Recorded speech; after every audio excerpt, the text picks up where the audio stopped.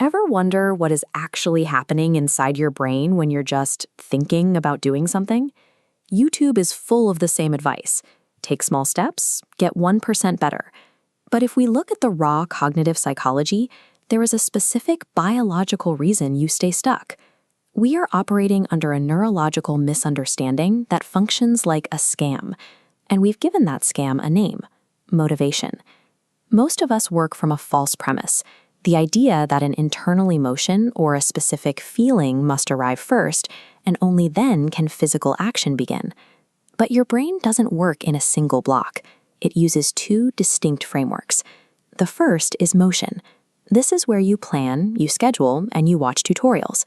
All of that is handled by your prefrontal cortex. The second framework is action. This is the actual firing of neural pathways that only occurs when you are physically executing a task on the ground.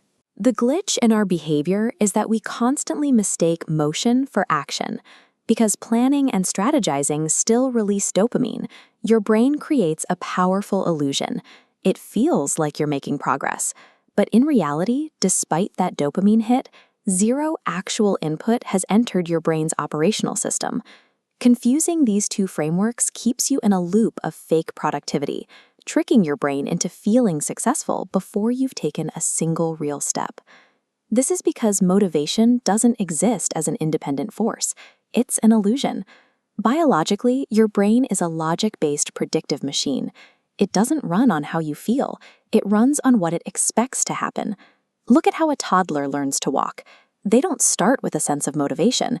They start with raw, uncoordinated action. They move, they fall, and they move again. Eventually, they hit one successful movement. That success gives the brain its first piece of essential evidence, a data point. The brain analyzes that tiny result to build a framework. It predicts that repeating those specific muscle movements will result in forward progress the next time. That logical prediction, the brain's expectation of a positive result, is the exact chemical reaction we call motivation. This means our basic understanding of how to get things done is completely backward. In the biological sequence, action produces a result. That result then generates a prediction. And finally, that prediction triggers motivation.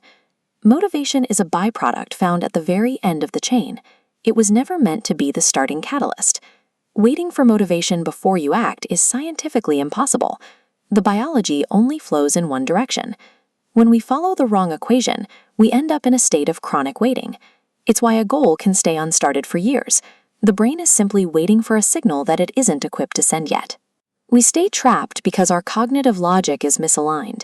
We're waiting for a magical feeling that the brain cannot produce without a data point to work from. To break out, you have to follow a simple rule.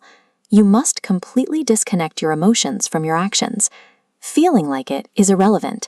The only requirement is giving your brain its first, smallest result so it has something to predict. This is the power of microactions. You reduce a task to such a molecular level that your brain's survival mechanism sees no threat to your energy. Don't try to write a chapter. Write one paragraph. Don't try to complete a workout. Just put on your shoes. That microaction generates a result. The brain predicts the next step, and it automatically produces the motivational fuel you were waiting for. You cannot wait for the system to start itself. True agency in life comes from bypassing this emotional firewall and initiating the sequence yourself through direct physical movement.